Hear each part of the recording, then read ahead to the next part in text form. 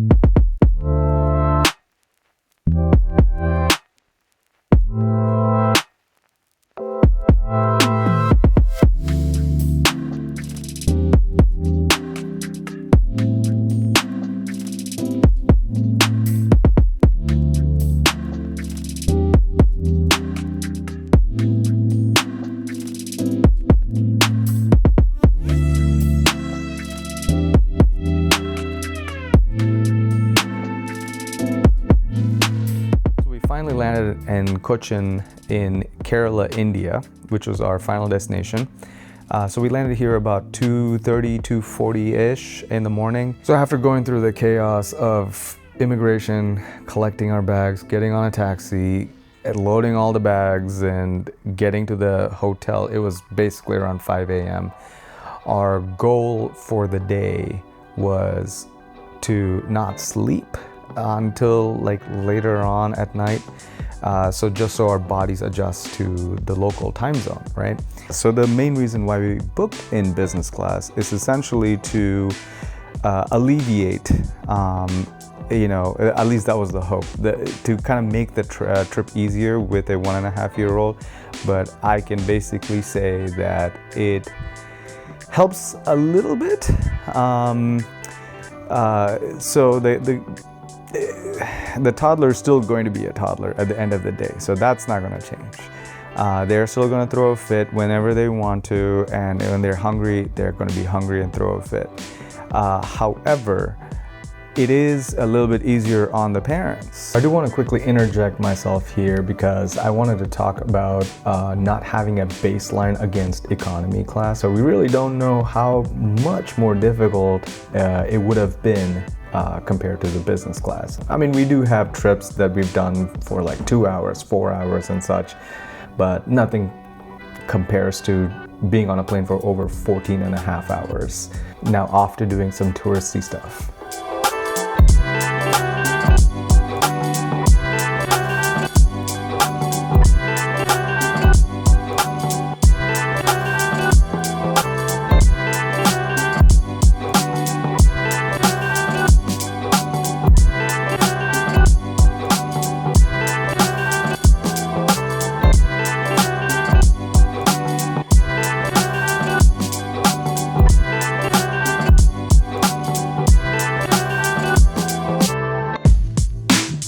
Day 2 here in India, and as part of the staying awake during the day process, we decided to come and do a traditional Kerala boat tours.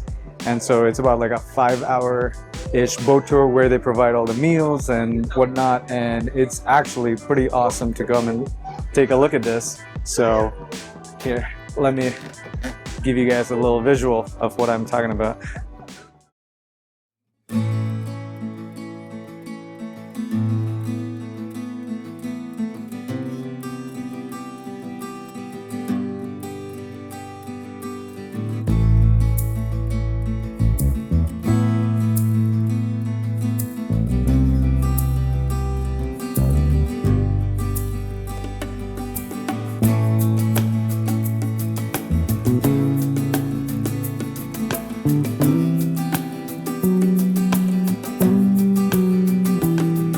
Since the main objective of the trip was to actually meet our family after like 6 years and also have them meet our son, we spent the remaining days in Kerala essentially meeting our family.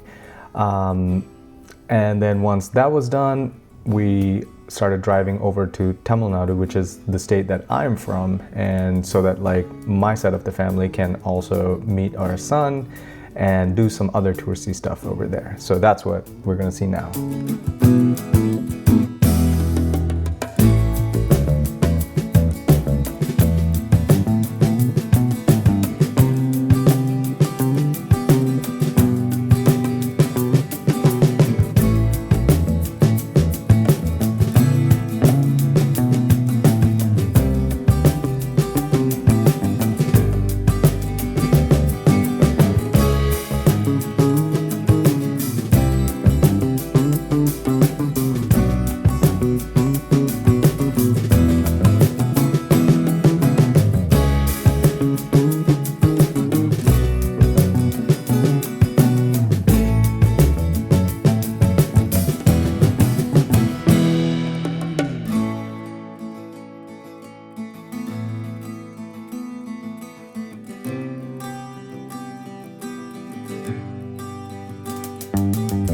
So today is our last day here in India, and we decided to finally do a little bit more of the touristy part of Kochi, Kerala. And so we're here in what's called Fort Kochi, the beach area. But this is not exactly the entire beach, but So there's some Chinese fishing nets over here, which I'll show in a second. And yeah, so I'll show more of this place as we start walking along it and see what else is there to explore.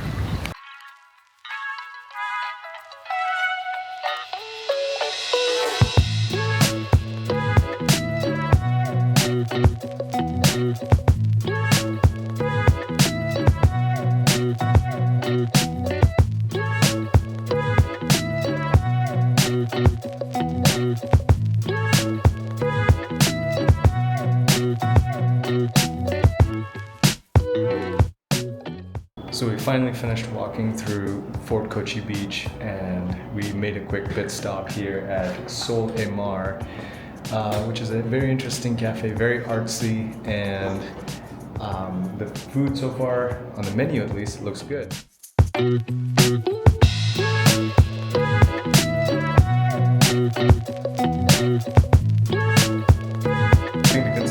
When going to a lot of the restaurants here is going to be the availability of baby chairs. You're not going to find a lot of places with them, but that said, that shouldn't really stop you from being able to enjoy a lot of these places. So that was a very quick lunch, and the whole cost for all of that was roughly like $7 USD, so not very expensive.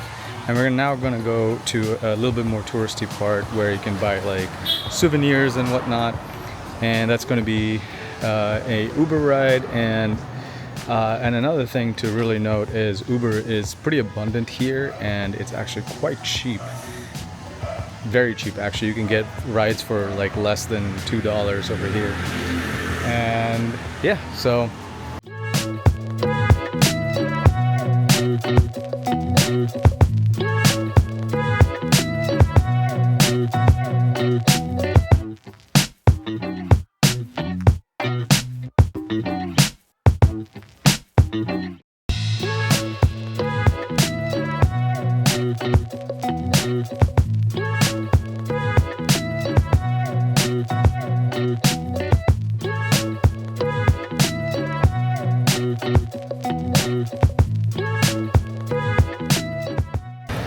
So right now we're in a part of Cochin called Jewtown. So the reason why it's called Jewtown is mainly because of the fact that Jews who were expelled from Spain around the 15th, 16th century were essentially immigrated to this part because of persecution.